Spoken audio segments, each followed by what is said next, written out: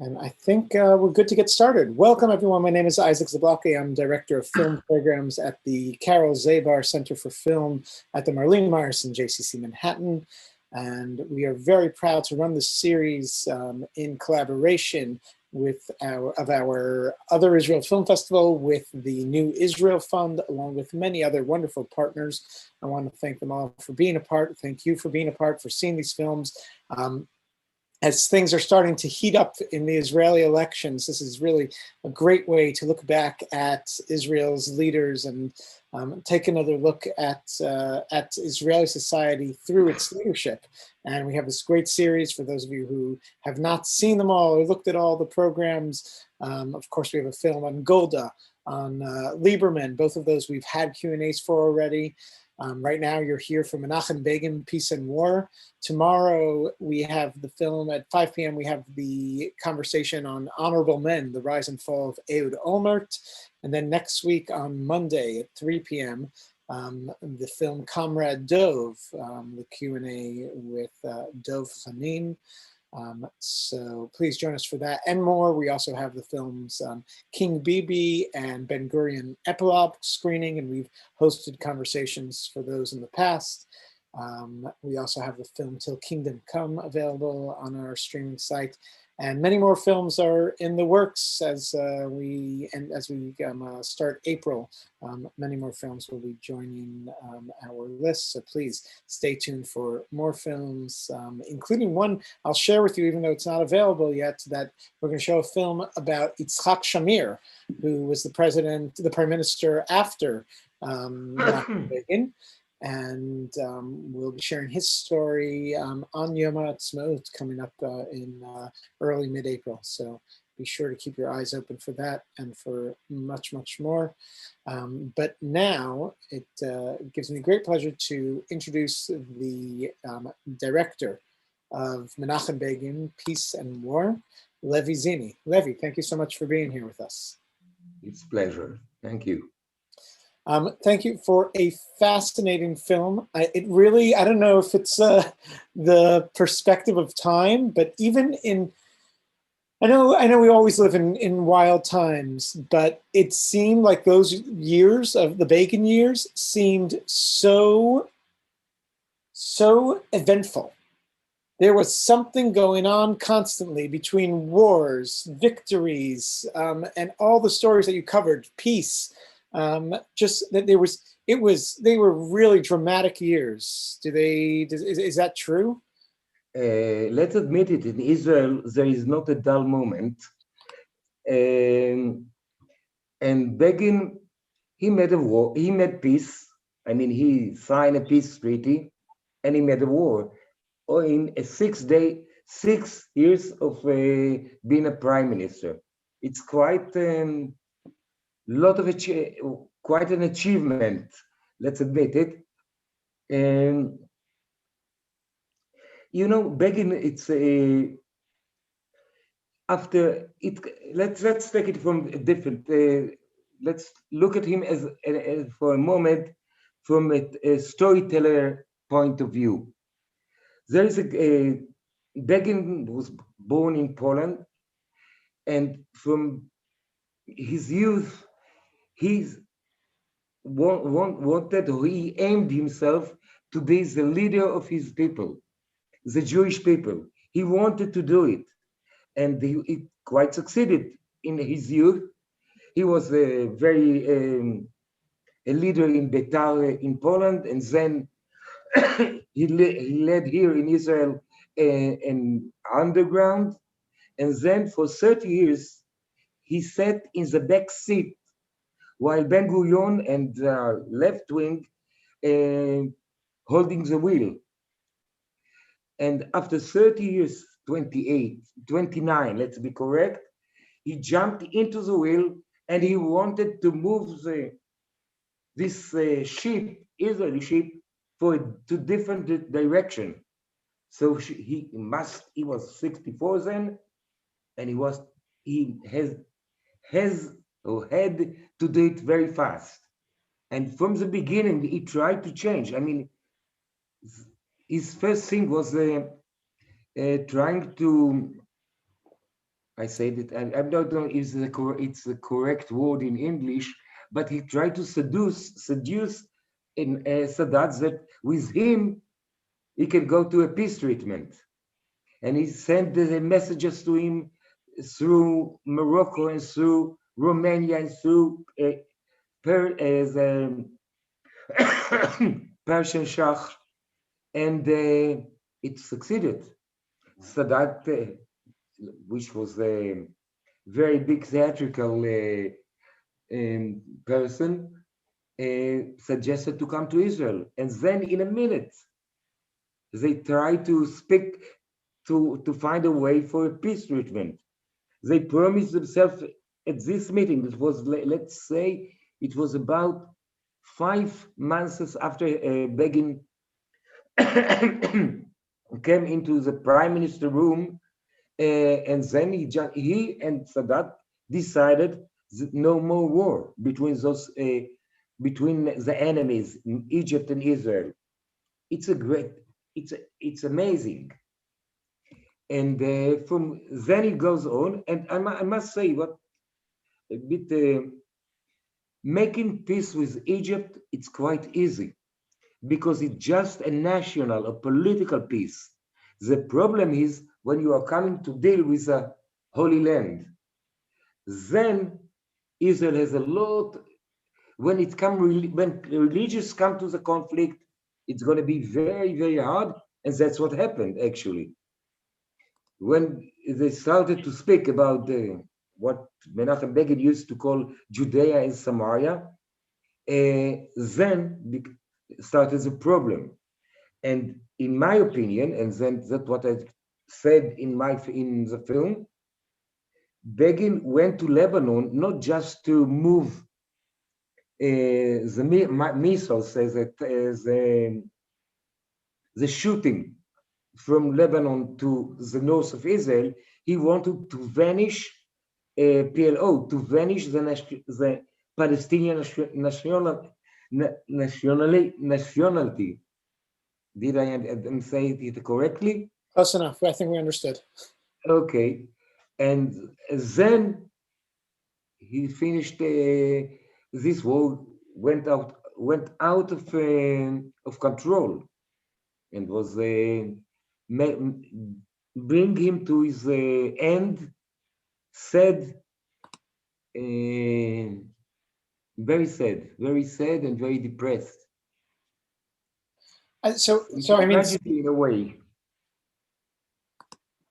On the level of really, yes, you have here an amazing story, and I think all these 3 points really connect as far as I mean, I'm sure many more things happened during Begin's leadership, and I know he has like really a fascinating history, but what this film really focuses on are those 3 points. It focuses on Egypt, it focuses on the Judea and Samaria, and it focuses on Lebanon, and those 3, of course, are a thread that are all There was just one important, yeah. Judea and Samaria.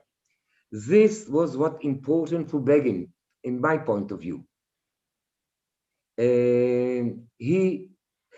Let's for the Israeli people, for the right-wing people in Israel, there is a real problem. Here is our holy land, our forefathers' land, and I said it that way. Fuck it. There is 1 million of Palestinians on it. What we are going to do? How we can solve it? Begin tried to find a way to solve it by the autonomy. Gives the Palestinians autonomy. He couldn't do autonomy with the Palestinian nationality, with PLO, because then it will become a state. He wanted to make the autonomy with Jordan and Egypt, but he couldn't. That's why he went, to my opinion, not just my opinion. I mean, there is a lot of, I can find out ways to prove it. He went to Lebanon to vanish the PLO and the Palestinian nationality. I can't say the word. Nationality. Yeah. I mean it makes sense. It makes sense that if he's looking to weaken the Palestinian presence, to go through their leadership in Lebanon and to take that away and to take away their support of the Arab countries by having Egypt as an ally. And it's a really fascinating perspective. And also, of course, the fact that, I mean, when I was watching the film and saw Begin's plan for autonomy and saw that this is not much different than the agreements that Rabin's side signed ultimately. Would you agree? It's very different what Rabin said. Rabin made peace with Arafat. He made peace with the Palestinian leader. He recognized them as a nation. Begin couldn't do it. He emotionally couldn't do it. He didn't. He said, okay, again, he said, it's our holy land. And what I can do, you are there. I don't want to control, I don't want apartheid, because he was really Democrat. He was really Democrat. And he tried to solve it, this problem. So he suggested kind of self-rule for the Palestinian. But what Rabin in Oslo agreement took it a few steps forward by agreeing to Palestinian state. Begin wouldn't allow it, a Palestinian state. I would like again just to put to emphasize what I want to say. It's easy to make peace with Egypt.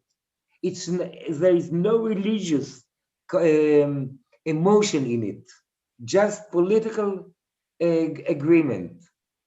When you are coming to Judea and Samaria, it's a religious emotion can come into it, and then it's a problem which we couldn't solve it yet. I mean, it's still on our ground, and we should face it every day, but we are not facing it every day.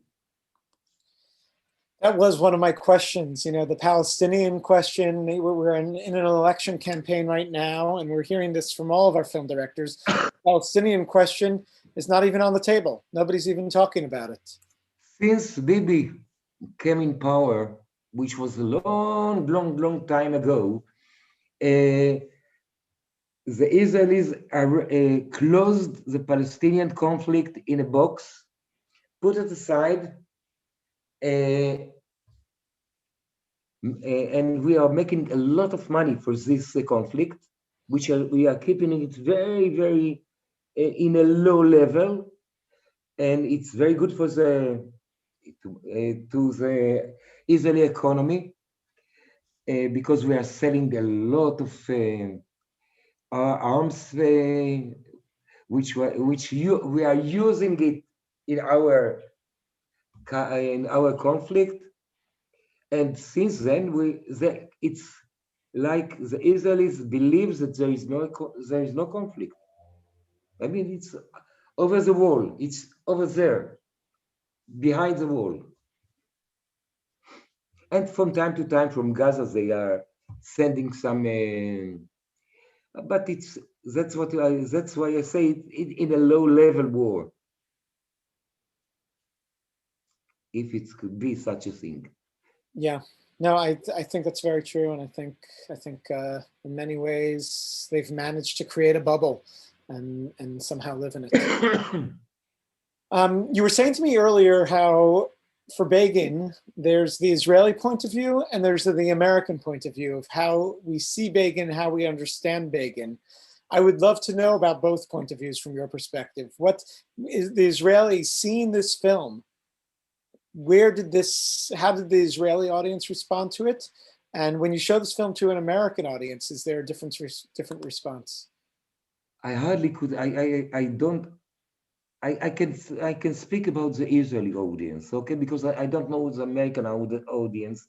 I don't know what they feel to Begin.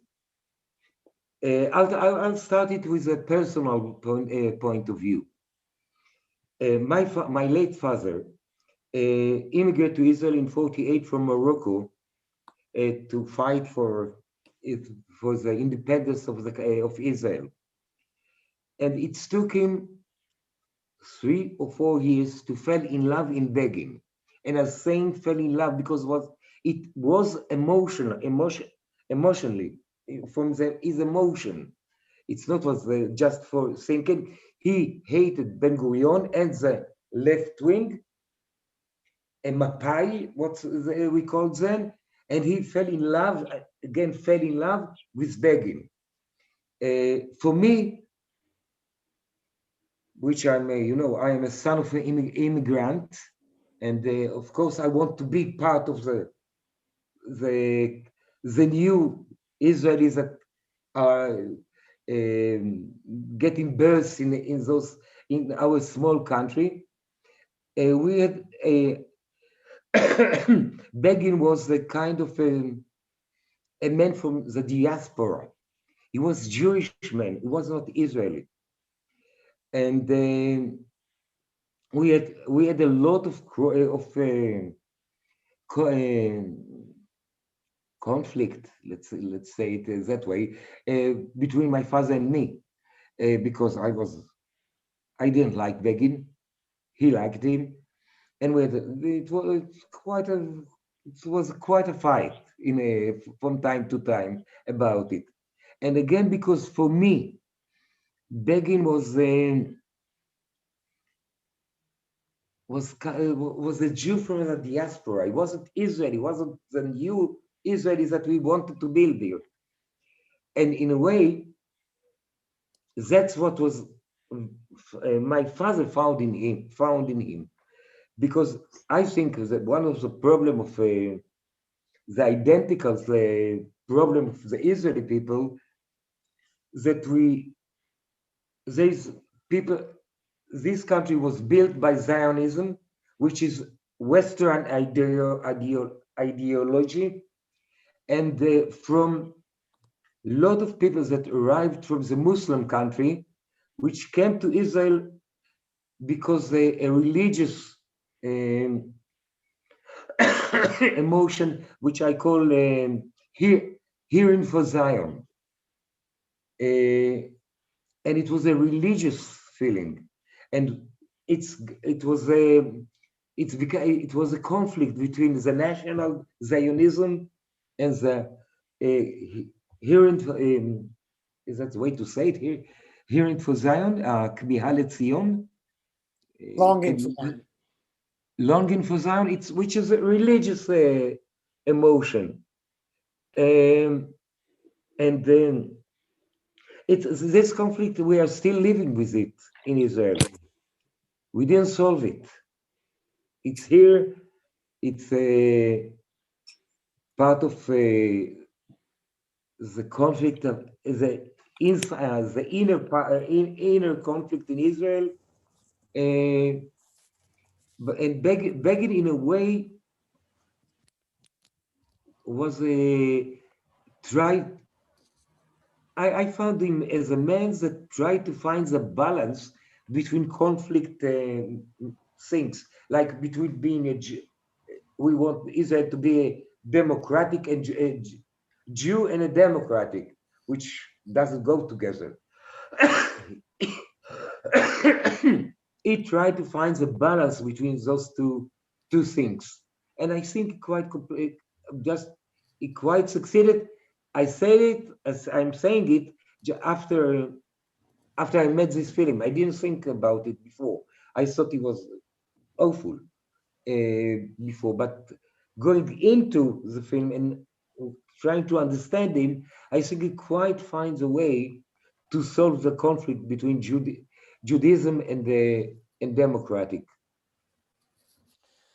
I want to give it an opportunity for people from the audience to ask questions. Folks, if you have questions, please put them in the chat, and we read it? will no, don't, we'll call on them and ask them to ask their questions live, and we're going to start with Michael Atzmon. Michael, you're on the air. You just have to unmute, Michael. Thank you. Yeah, I'm curious about the choice to leave out the Altalena affair. So for the benefit of those who haven't heard of it, the young Israeli army had just formed, and Begin's organization had a shipment of arms coming, and people described it as his private army. And that ship was shot at. It was a bloody affair. And there was a lot of bitterness among his people. And for years to come, it defined the organization. And lots of people declared that they were on that ship, whether they were or not. So I'm curious about why that was left out, or should that be the topic of a separate film? And also Begin, I mean, he was known as a gentleman. At the same time, he was known as a demagogue, at least early on. And so I'm curious why that part of his image was not included. I didn't understand exactly what is the question, but I'll tell you. I made, first of all, a 3 episode of a series of 3 episodes. Let's say about 160 minutes about Begin, and then I arranged it as a one film. And in this film, I emphasized the peace and the peace and the war. I didn't go to the inner side of all what Begin did influence in the Israeli society, the inside the Israeli society. And I would like to put Altalena a bit in a correct way. You know, it was in the beginning of the state of Israel. Ben Gurion decided that he is gone. How do you say it? Lefarek. To take Somebody apart. knows Hebrew here? To take apart. To take apart. את הפלמ"ח, which you know, and he wanted one army for everybody. He wanted to unite everybody. So he did a lot. He did quite a lot of what I think what a leader should do. He tried to put them all together, and shooting shooting the Altalena, it's quite going far away, but let's admit that how good it is that Begin was in the other side, and he didn't push it to a civil war. He could, but he didn't push it over there. And it was I mean, it's a way when you burst a country, when you burst a nation, there is a lot of bad things happen while you are doing it, and then I don't think it could be differently. You should. It's anyway. It's a miracle that this country is here, and the way it is. And so, yeah, there was a lot of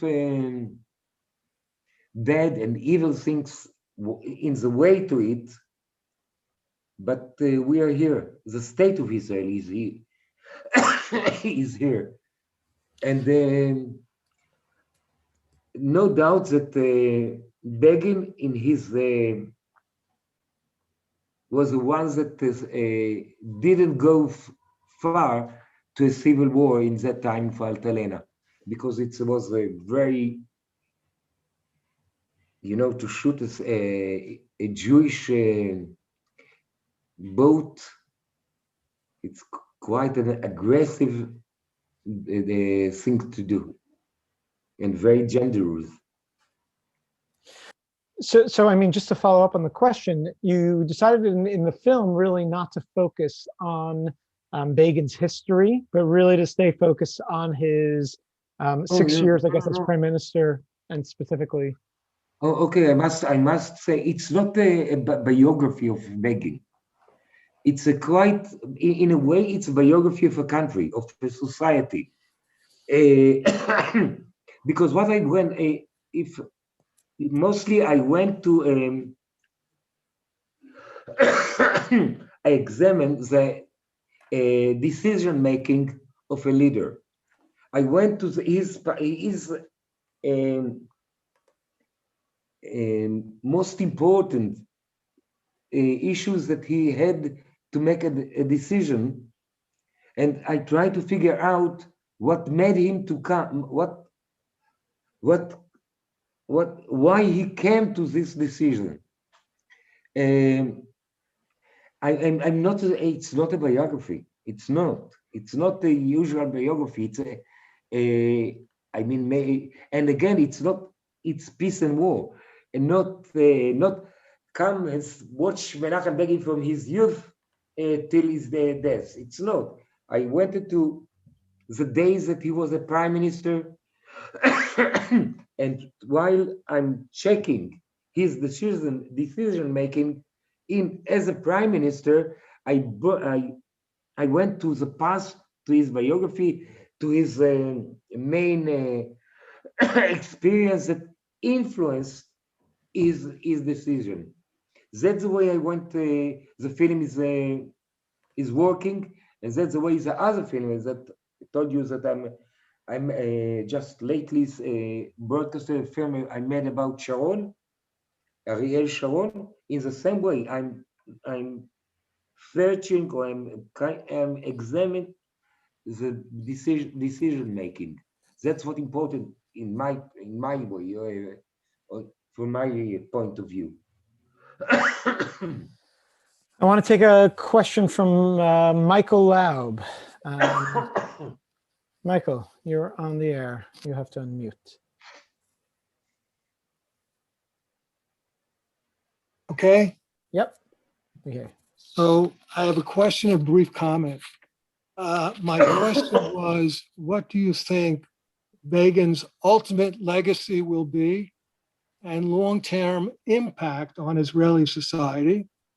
And a brief comment, and it wasn't a subject of the film, but it should not be overlooked that whatever you think about Begin, he was an honest man. There was never a hint of corruption. He lived a humble life. He was not afraid to take reasonable risks.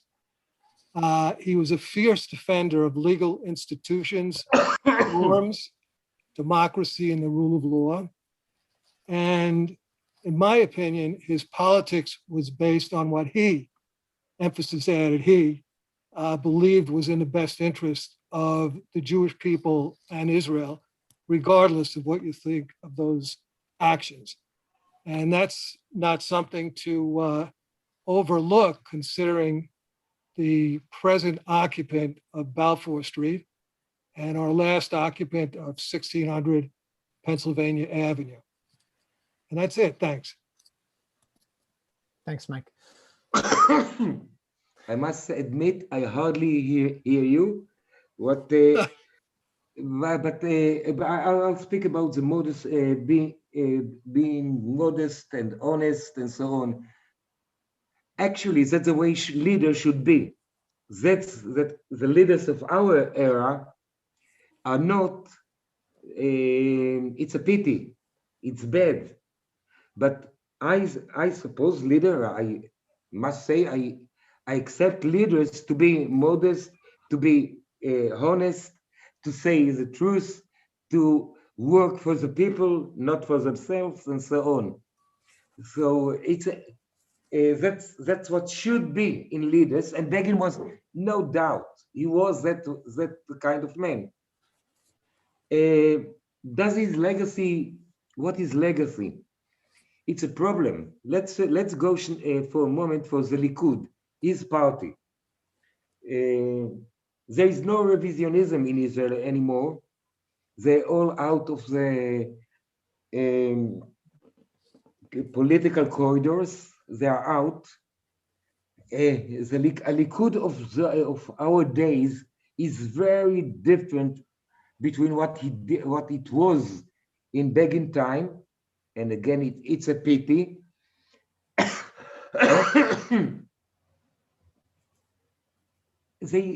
In Israel, I think, when mostly what we remember from Begin, that he was a very honest one. He was modest. I mean, he never had a house. He had no house, no apartment, not his apartment, never. But I think it's not, we should remember him as a leader in a different way, because again, what I said before, Begin tried to find a balance between few things that there are a conflict in the Israeli state in being an Israeli and a Jewish in a state of the Jewish people. It's a quite phenomena, and Begin tried to find out the balance between all the conflicts of these things. I don't think it's a pity, but I can't see his legacy in the political environment in Israel today. It's a pity. I'm very sorry that, and we are going in a week. We are going for our fourth election campaign. We're going to vote 4 times in 2 years. It's not his legacy, no way. I mean, but it's so different. I'm not sure just in Israel. It's all around. I mean, it's quite something that happened all around. But from my point of view, my private point of view, it's awful that what's happening in the political in Israel. And I wish his legacy was here. It's not. I mean, even his son and Dan Meridor and the others, which was in a way the people that was supposed to bring Begin the Begin influence to the Israeli politics, they went out. I mean, they are out of the game. Again, it's pity. I'm very sorry about it. No, and it's notable in the films that we're seeing that, you know, when you look at the old politicians, you see, I mean, listen, they were all politicians, but they were idealists. And in today's world, we're just seeing politicians who we're not sure if they're idealists or just manipulators. And it's definitely a very different world. And I ask myself why we accept it. The question is why we citizens accept it. Why we don't demand from our leaders to be that kind of persons? That's a question that I'm asking. It's okay. Yeah, they are manipulating. They are fake news and what spin and all of the political game of those days. I think we as citizens should demand a different leaders. But it's, you know, it's not about the film. It's about my feeling, not about the film. Your feelings are important too. No, and I think that's all part of it. I think it's one of the things that the film brings up. I mean, you could like Begin or dislike Begin, but when you see someone who's an idealist and you see what we have now, you know that we're doing something wrong, and you You yearn for past leaders. There's a question in the chat. He couldn't open his microphone, but I'll ask for him. For Bruno B, did your father also relate to Begin? Because although Begin was Ashkenazi, he was seen as a leader who did something for the Mizrahim in Israel. That's I started to speak about it while I said about my father, that came from Morocco and again loved him emotionally. I think because again I'm going to what we started about the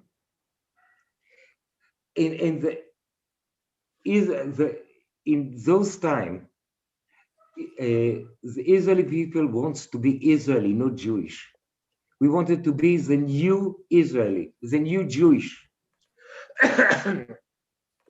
And Begin, in a way, I mean, you know, he always just, you saw the film about Ben Gurion.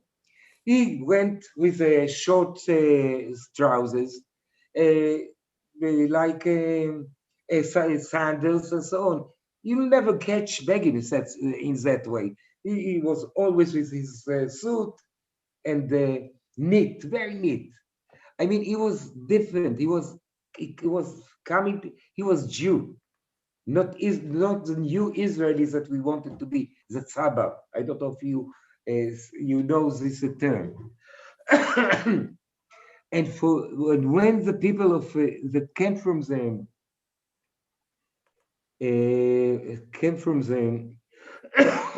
Muslims countries, the Mizrahim, what they call, I don't like the term, because they then didn't arrive from the east. Actually, my father came from the Maghreb, from the west. Morocco is in the west, no, not in the east. But it's okay. Let's go for it. I'm prefer to call better than Sephardi, right? No, I actually the difference is they raised in a Muslim countries, while in the west it was a Christian countries and the Christian culture and Christian and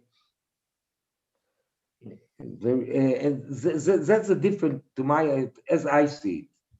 They came from and again they arrived to Israel not because of the national Western ideology, which they call it Zionism. They come because they hearing for Zion. They wanted it for it's a religious emotion, and when it came to Israel, it was a clash. Begin gave them helped them to solve this clash. As the let's say, and it wasn't just emotion. That just it's not just emotion, because what Begin did, it's not Begin, it's his party. They in 77 they opened they arranged primaries, which mean that if you are people that from the far cities in Israel could vote and be representative in the Knesset. I mean, they open the political corridor for the Israeli Knesset. They open the Knesset for those people from the periphery, from the small towns in the Negev, in the Galil. And that's the way, because most of them came to the Likud because they let them be part of the politics corridor, decision making, and that's the way most of them was part of him. And now I come to the other question. I mean, I'm trying to understand why today most of the Mizrahim were going with Bibi. Why? I mean, he has nothing to say to them. How comes that's happened? I don't know. I mean, I can understand why my father wanted Begin. I can't understand why today they are going after Bibi. It's something that I don't understand. It might all to, once again, to religion. Huh? It might all connect to religion, and everyone's individual connection to religion and what these parties represent when it comes to where they see their connection to Israel. Do they see this as a holy land, or do they just see this as the land they were born into and love because it's their home? And I think that concept of a holy land really really makes it hard to vote for anyone who would give up any kind of land for peace. I'll just put here one more sentence. In the state, United States is a immigrant country. I mean, it was people immigrate to, and what unites them, that was the American dream, the future. What the Israeli does, they want the American dream, but they want to connect themselves to the roots. I mean, they want to be connected to the future and to be connected to the past, and it's very hard to do it. And because for the American, it's easy. Our dream is better future. So what you're going to do when you want better future, but you want to put your roots, to find out your roots and to connect them to the future. That's what happened in Israel, and it's quite a problem. But you know, state is about 200 or 200 and something, and we are just 70 and something. So we have a lot of time to solve those problems in Israel. It's true. Hopefully faster. It's, needs some change. And luckily you give yourselves a lot of elections, so that gives you opportunities for change. Folks, I want to give a huge thank you, first of all, to Levi Zini for the wonderful film and for being here today and for sharing with us. Thank you all for participating. I know there's many more questions. Tomorrow we have a Q&A of the film about Ehud Olmert, Honorable Men. So join us tomorrow at 5 p.m. and check out all the films in the series and help spread the word. I want to give, again, a big thank you to all of our partners and to the New Israel Fund for presenting this with us and the Other Israel Film Festival. Folks, stay safe. Thank you very much and have a good night.